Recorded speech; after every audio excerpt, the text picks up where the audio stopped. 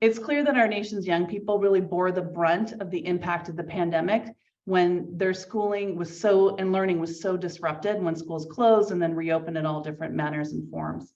That we can see the impact of that disrupted learning when we looked at the 2022 results from our nation's report card. That's a test given to kids around the country, and it allowed us to see learning loss, really profound learning loss for fourth graders and eighth graders in just about every state.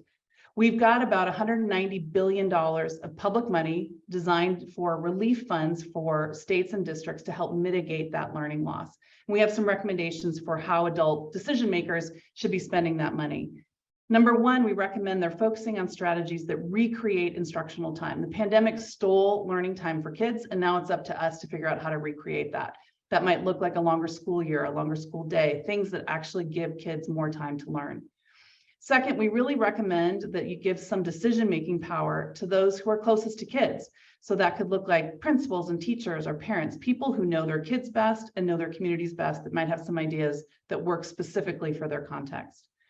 And third, we really say you should invest in the educators we need to lead through this. This is really hard, sophisticated teaching work to help catch kids up. So let's support those who are doing it. In Alabama, for example, they're spending some relief dollars on helping teachers learn a research-based approach to teaching reading, something that's critically important.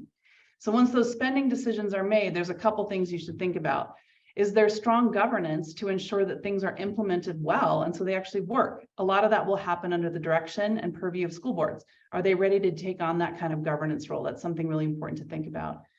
And second, they should prepare for transparency around decision-making and progress monitoring. So in the same vein, how were decisions made and how are we tracking progress to know that this is actually impacting kids in the way that we all hope, and quite frankly, that we really need kids to get back on track for everyone's future success. So for more of our policy recommendations, please go to bushcenter.org/policyrecs.